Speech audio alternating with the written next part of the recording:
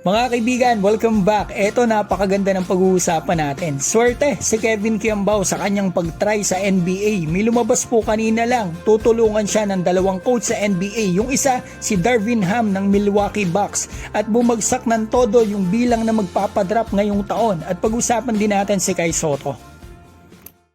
Simulan po natin kay Kevin Kiambao sa kanyang NBA journey. Nitong mga nakaraang linggo lamang naglabasan na po yung mga susuporta sa kanya. Mga sports patron, nandyan yung Strong Group, si Boss Frank Lau, shoutout po sa inyo, Knicks Doctor, Erwin Valencia, ex-NBA players, Dwight Howard at Alan Williams, KBL, Sono at marami pang iba.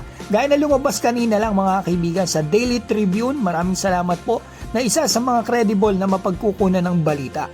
Ito po yung nakasulat, may mga report daw po na lilipad si KQ sa Amerika para sa NBA Summer League. Wala daw pong kasiguraduhan sa ngayon, maliban na lang daw po sa malaki ang tsansa ni KQ.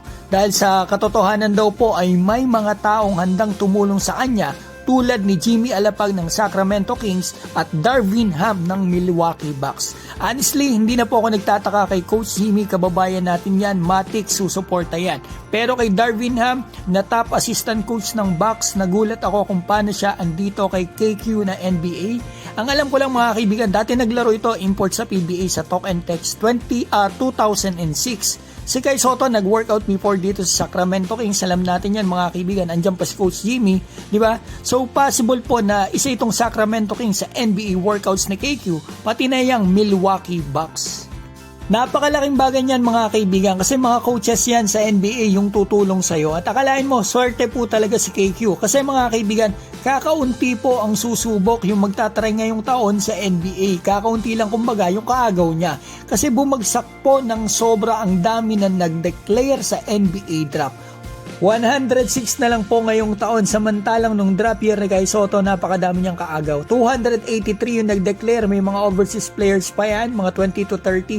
So in short, ngayong taon, kakaunti magtatry makapasok sa NBA. So ibig sabihin, pabor ito kay KQ, napakaganda ng timing niya na taon, nakakaunti ang kaagaw niya. Trivia ko lang po mga kaibigan kaya po bumabagsak bawat taon ang nagpapadrop ay dahil po sa NIL. Yan po yung name, image, and likeness. Binabayaran sila mga kaibigan ng dahil sa endorsement and marketing, sales. Yung mga college players po, million na ang kinikita sa NCAA dahil po dyan sa NIL deals. So eto, balitaan ko na po kayo kay Kai Sotto. Kagabi po nanood pala siya ng UAAP Women's Volleyball sa Araneta Coliseum. Kitang-kita yung laki ng kanyang katawan ngayon. Ulbok yung traps niya, angat na angat. Kita nyo naman mga kaibigan.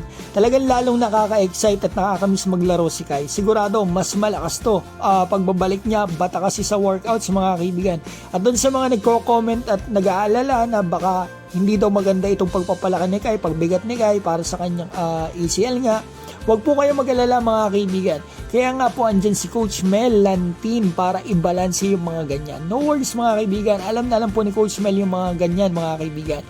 Shoutout po sa P21 at binabati ko rin po si Badasan Michael, Jamali Vlogs, Michael Avetria, Sporty, Miro ng Hong Kong, Rowel Lumayag at Lumayag family na Sambuanga Sibugay, Arnold Dren, Liza Maloy, Cobuena Obra, Aguerco Salvador at Santiago family ng Talavera, Nueva Ecija. Mga kaibigan, maraming salamat po sa inyo.